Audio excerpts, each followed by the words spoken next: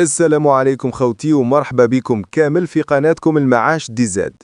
القناة اللي ديما تجيب لكم الجديد الصحيح من مصادر موثوقة وبطريقة بسيطة ومفهومة لكل الناس، من المتقاعد للموظف للعامل وحتى البطال. ماشي كيما بعض القنوات اللي تزوق الكلام ولا تزيد في الأخبار. هنا في المعاش دي زاد نحكيو بصراحة وصدق ونخلو المعلومة توصلك كيما هي بلا تزويق. قبل ما نبداو الموضوع ما تنسوش تشتركوا في القناة وتفعلوا الجرس باش يوصلكم كل جديد يخص المتقاعدين، التثمين السنوي، الزيادات والمنح الخاصة بالأرامل وذوي الحقوق.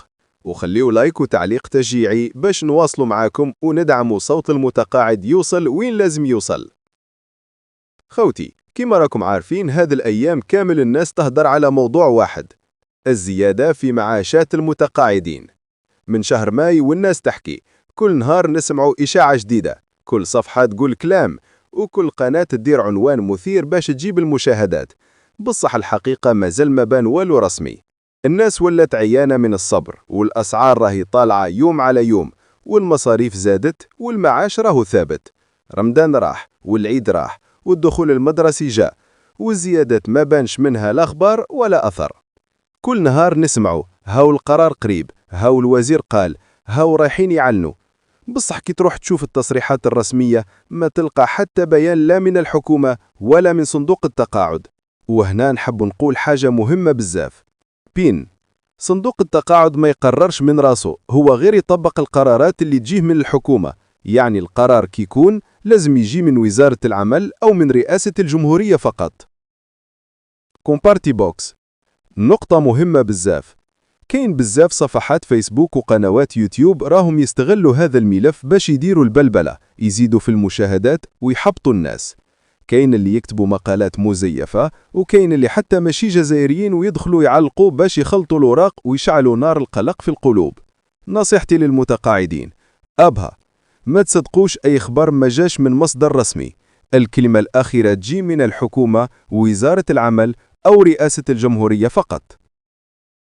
جرافيت، نروحوا شوية للأرقام باش نفهموا الصورة أكثر.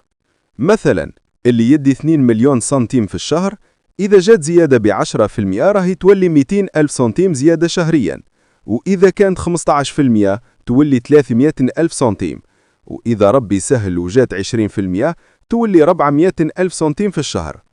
ومع زيادة شهرية كاين أيضا الأثر الرجعي من شهر ماي حتى اليوم، يعني المتقاعد ما يزيدش غير في الشهر الجاي، بل يدي حتى دراهم اللي ما تخلصتش في الشهور اللي فاتت. هاك تشوفوا الفرق كي تكون الزيادة محترمة، خصوصا للفئات الضعيفة اللي معاشاتهم صغيرة بزاف. الزيادة بالنسبة لهم ماشي رقم، بل تغيير حقيقي في حياتهم اليومية. خليوني نحكي مع المتقاعدين ضعاف.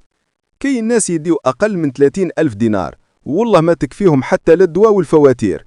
كي تجي زيادة محترمة يقدر يشري دواء بلا ما يستلف، يقدر يعاون حفيده في الدخول المدرسي، يقدر يدي مرته للطبيب بلا قلق. يعني الزيادة هنا ماشي ترف، بل كرامة وإنسانية. والدولة لازم تراعي هذه الفئات أكثر من غيرها، لأنها ضعيفة ومعرضة للضغوط أكثر.